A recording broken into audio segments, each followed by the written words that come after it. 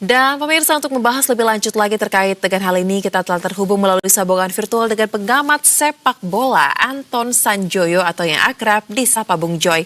Halo Bung Joy, selamat petang, apa kabar? Selamat petang, kabar baik.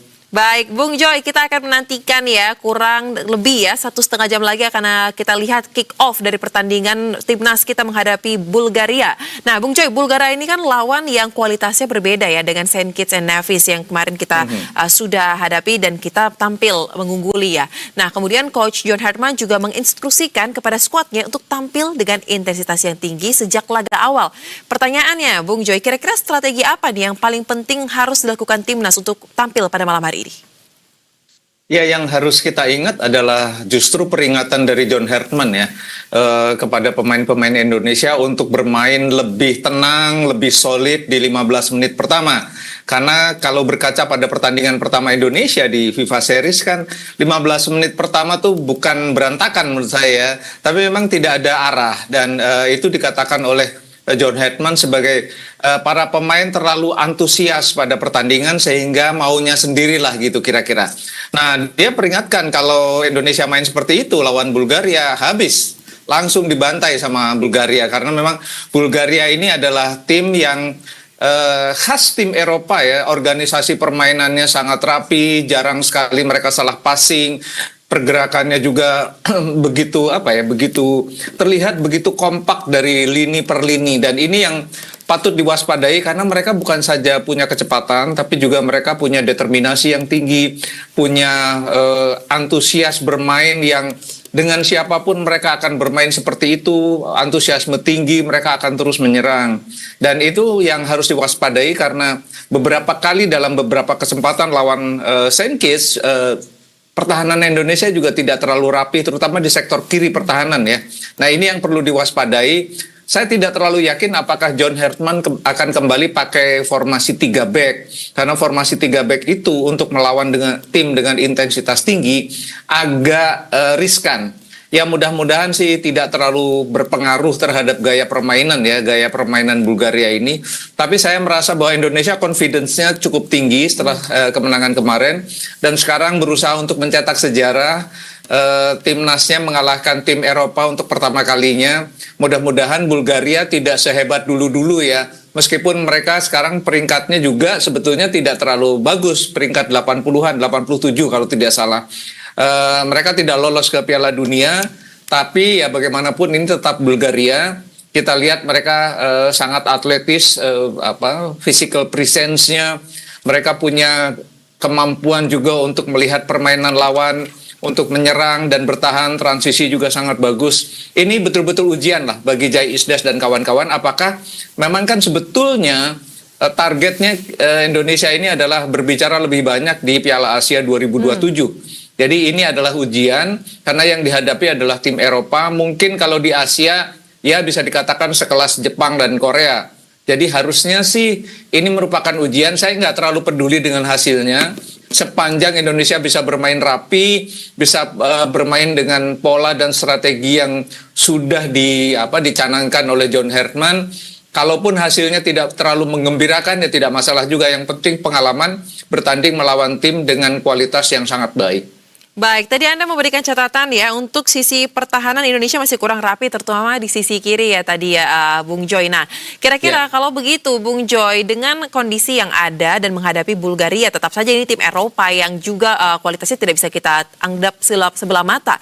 Apa yang bisa menjadi poin unggulan dari timnas kita yang bisa dimaksimalkan untuk meredam serangan serta mewaspadai ya transisi dari Bulgaria tersebut? Ya, saya rasa pemain-pemain Indonesia confidence-nya sangat tinggi saat ini ya. Mudah-mudahan mereka tidak terlalu terlalu over confidence sehingga kemudian bisa menerapkan taktik dan strateginya dengan tenang. Yang penting sebetulnya ketenangan dan jangan juga terlalu melihat Bulgaria ini tim yang kelasnya lebih tinggi, jauh lebih tinggi gitu. Main biasa aja. Main seperti biasanya Indonesia bermain dengan pola yang menyerang tapi cukup solid dalam bertahan.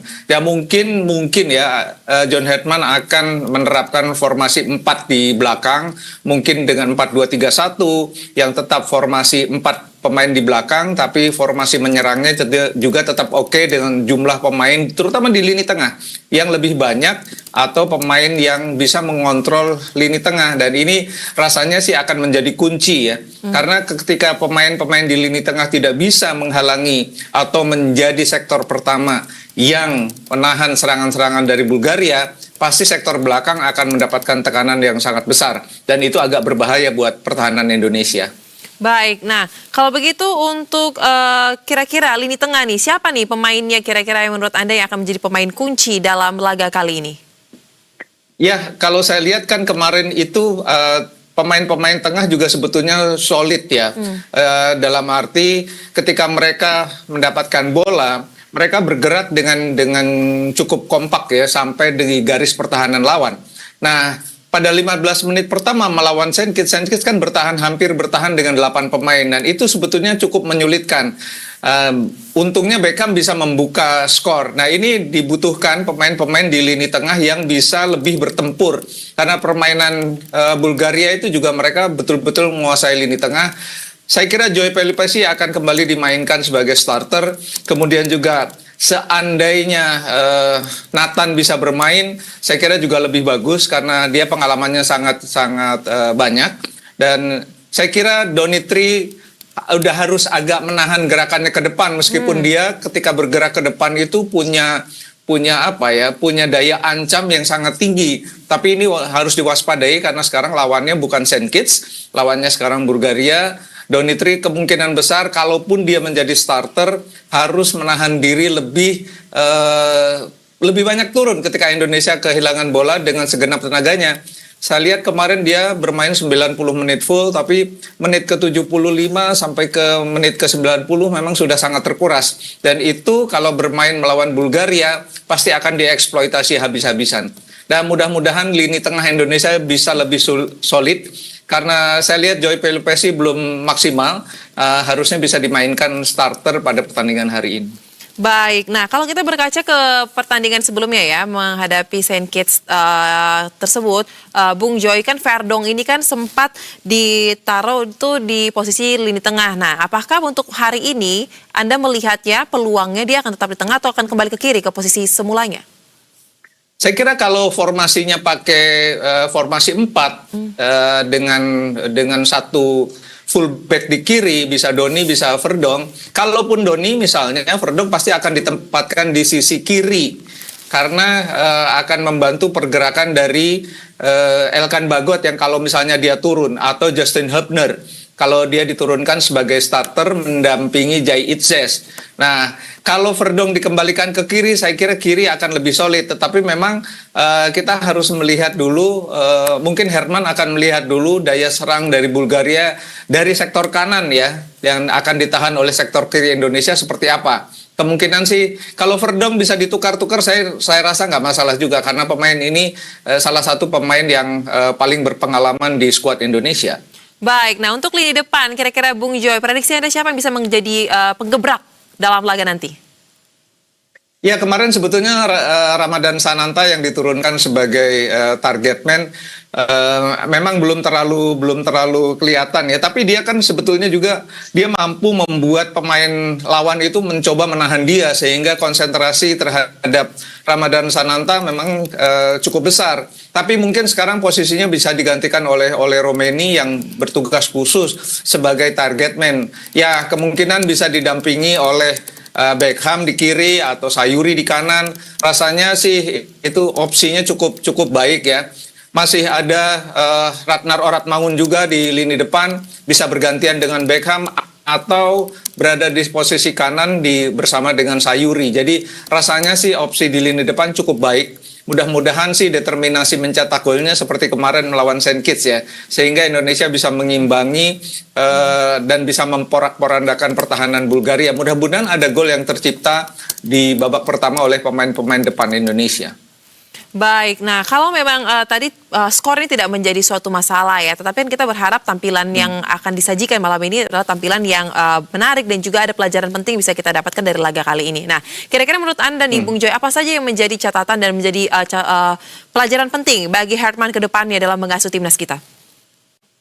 Ya, ini pelajaran yang luar biasa karena tim-tim Eropa itu kan memang terkenal punya daya jelajah, punya stamina yang sangat bagus. Tapi mereka kan juga mengaku kesulitan dengan kelembaban yang sangat tinggi di Jakarta. Jadi itu mungkin bisa dieksploitasi habis-habisan setelah di babak kedua. Nah, ini yang perlu diantisipasi asal pemain-pemain Indonesia tidak habis duluan di babak pertama.